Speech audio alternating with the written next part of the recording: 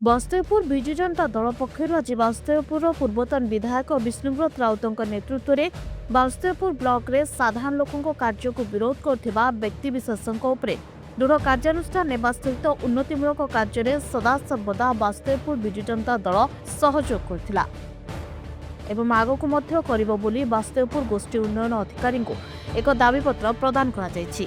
ପୂର୍ବତନ ବିଧାୟକଙ୍କ ସହିତ ବିଜେଡି ନେତାମାନେ ଏକ ବାଇକ୍ ଶୋଭାଯାତ୍ରାରେ ଆସି ସ୍ଥାନୀୟ ସରକାରୀ ପଦାଧିକାରୀଙ୍କୁ ଭେଟିବା ସହିତ ଦାବିପତ୍ର ପ୍ରଦାନ କରିଛନ୍ତି।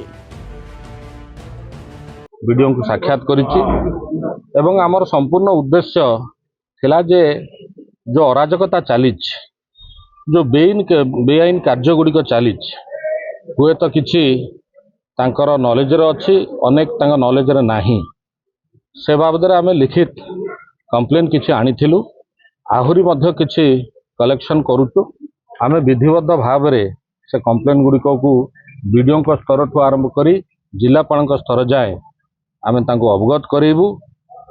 देखंतु एथि अनेक लोक संदेह करुथाई पारंती कि ना आम आसीचे बोधे आमर भाग छिड़ेबा पई। Bureau report Odia news. Press the subscribe button to stay updated.